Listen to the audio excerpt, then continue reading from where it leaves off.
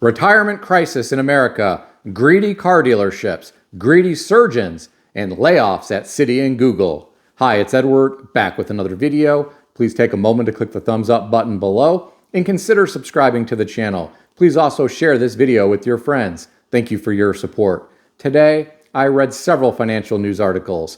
I've included links to the articles in the description below. I encourage you to read the articles to support the authors and news sources. As a private American citizen, I'd like to report and share my transformative thoughts through commentary regarding small sections of these articles that are of public interest.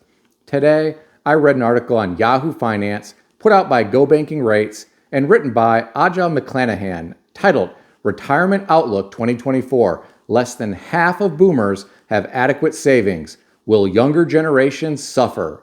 According to the author, the median retirement savings of baby boomers is $202,000. 43% of 55 to 64-year-olds had no retirement savings at all in 2022, according to the Federal Reserve Board.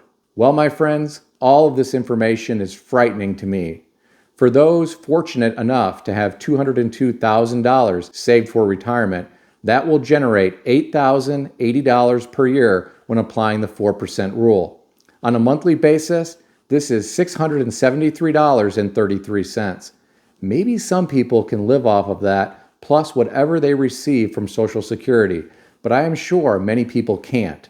In my opinion, this is not going to be nearly enough for most people, given how expensive life is these days and how many companies take advantage of people any way they can to maximize profit.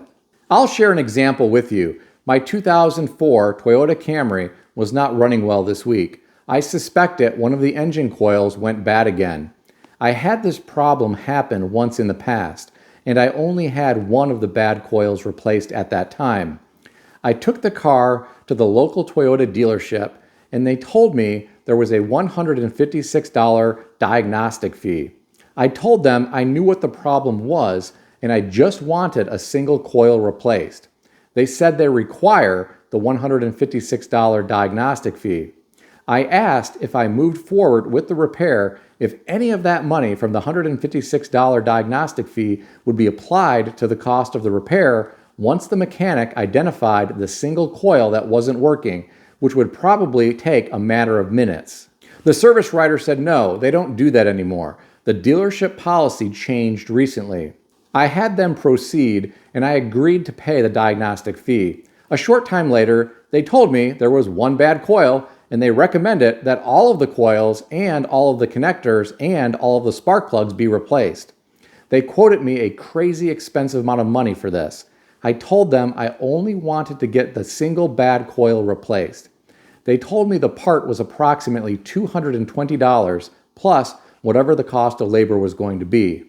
I called Advanced Auto Parts, and they had the coil in the $90 range, and AutoZone had it in the $58 range. I was able to buy the part from AutoZone for approximately $58 and bring it to the Toyota dealership to have it installed. The employee at AutoZone said the Toyota dealership gets parts from them all the time. I couldn't believe how much they mark their parts up and how much they charge for their diagnostic fee. I also couldn't believe how much they wanted to charge me to replace everything. Understand, I'm not bashing Toyota. I think Toyota manufactures quality vehicles. I'm just frustrated by the local franchise dealership owner who has chosen to run the business in a certain way where maximizing profits has gotten a bit extreme in my opinion. I feel like some car dealerships are just getting too greedy, not necessarily the one that I'm talking about today. If some retired person on a fixed income who is barely scraping by had this problem and didn't find a way to save money on the repair like I did, he or she may have to put an expensive repair on a credit card and then pay greedy credit card companies a crazy amount of interest, likely in the low 20% range or higher. I could have gone to an independent mechanic, but I've had some bad experiences with some of the local shops in the past. In fact, I stopped going to one of the shops after I found out that one of the top 5 worst students I ever had during my previous public school teaching career was working there as an auto mechanic now. I just feel bad for how people are ripped off by some businesses to the tune of hundreds of dollars and in some cases, thousands of dollars. Shortly after I purchased my 2004 Toyota Camry, the rack and pinion assembly developed a minor leak. There was no warranty on the car anymore. The service writer at the Toyota dealership told me that I needed to replace it and it would cost close to $2,000 once factoring in parts and labor. I had the mechanic put the car on the lift and show me the leak. It was so minor that there was just a little power steering fluid weeping out. I declined to have this repair completed. That was approximately 10 years ago, and I've never had a problem with the rack and pinion assembly, and the very minor leak has never gotten any worse.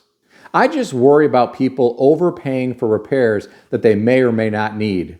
Back in college, I had some intense stomach pain. I went to the hospital emergency room. They first accused me of being on drugs. I told them I don't do drugs.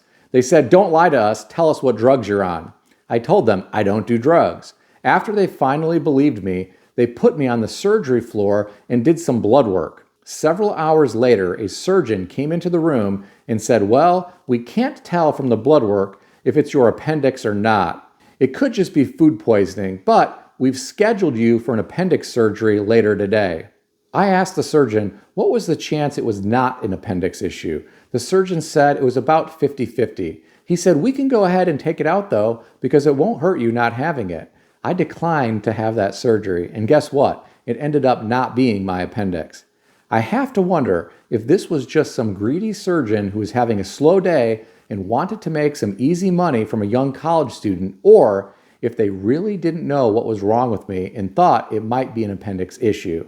I've really digressed talking about all of this, but I hate to see people spending money when they don't need to sometimes, especially retired people who are trying to survive on Social Security and a small amount of money being generated from the meager $202,000 saved in a retirement account. As the author of the article that I referenced today indicated, 43% of 55 to 64-year-olds had no retirement savings at all in 2022, according to the Federal Reserve Board. Imagine having no retirement savings at all and no other source of income other than Social Security. How do you survive in today's world unless you have a modest home that is paid off and a car that never breaks, and you are in good health and never go anywhere and do anything fun in life?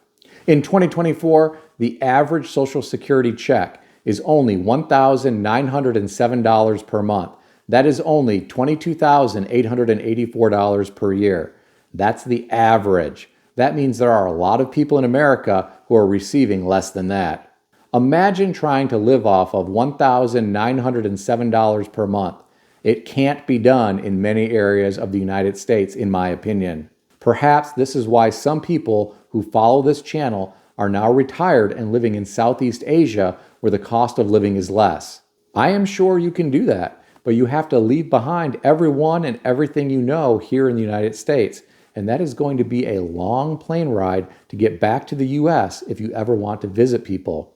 According to the author of the article, if American households between the ages of 55 and 64 are spending $78,000 each year, retirement savings would need at least an aggregate value of about $2 million to keep up with this level of annual spending in retirement, a far stretch from the average $200,000 in savings for this aging demographic. Well, my friends, this is going to create a big problem for a lot of people.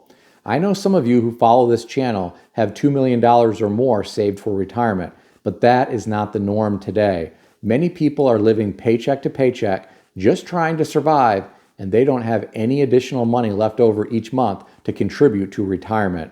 For some, retirement is something years away, and they will just worry about that later. Well, later will be here before you know it, and then it will be too late. Do you know people like this? If so, tell me about it in the comment section below. There are some people who won't even be able to live paycheck to paycheck anymore because they may be getting laid off in the future. I read an article today about another company announcing plans for layoffs. This article was on Yahoo Finance, written by David Hollerith, titled, "Tough on Morale, Citigroup Reveals Plans for 20,000 Job Cuts by 2026. According to the author, the New York Bank said that it expects to eliminate 20,000 positions by 2026, which will save it $2.5 billion. It also intends to shed another 40,000 when it lists its Mexican consumer unit, Banamex, in an initial public offering. That would leave Citigroup with 180,000 workers, which would likely make it the smallest of the big four banks in the U.S. and reduce the overall size of its workforce by 25%. Well, ladies and gentlemen, imagine working for Citibank and wondering if and when you will lose your job in the next 2 years. Imagine trying to live your life while having that fear in the back of your mind.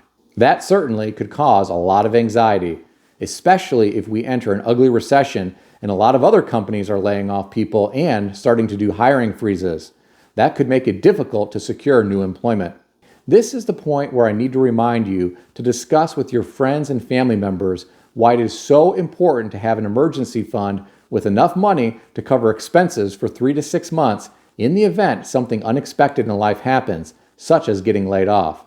You never know how long it is going to take to find another job.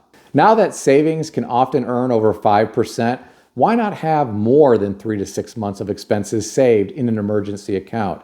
You might sleep better at night. This isn't financial advice. I'm just asking the question, why not have more saved when you can earn a return that might outpace inflation if we are to believe the government numbers? Citibank isn't the only company in the news talking about layoffs. I read an article today on Yahoo Finance put out by Time and written by Anna Gordon titled, "Google's Layoffs Labeled Needless by Union as Hundreds of Employees Lose Jobs in Fresh Cuts." According to the author, Google is laying off hundreds of its employees in its hardware, voice assistants, and engineering teams. The Alphabet Workers Union responded to the layoffs on X, saying, "Tonight, Google began another round of needless layoffs. Our members and teammates work hard every day to build great products for our users, and the company cannot continue to fire our coworkers while making billions every quarter. We won't stop fighting until our jobs are safe."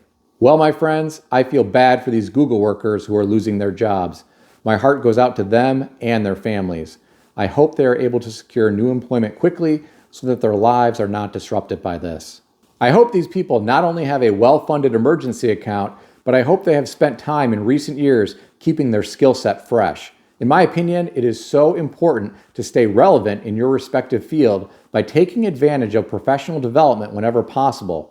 Acquire additional certifications or licenses whenever possible, and be prepared for the unexpected in the event you end up unemployed. What do you think about this? Share your thoughts in the comment section below. Please keep in mind that everything in this video is for entertainment purposes only, and nothing in this video is financial advice or advice of any kind. If you need advice, seek advice from a qualified professional in good standing who puts your interests first and foremost. If you enjoyed this video, consider subscribing to the channel. Please also consider sharing this video with your friends. I want to extend a special thanks to everyone who has subscribed to this channel. I want to also thank all of my channel members. Check out some of the great books that I suggest you consider reading in the description below. I've included Amazon affiliate links to these books. As an Amazon associate, I earn from qualifying purchases. Stay healthy and wealthy. I'll see everyone in the next video.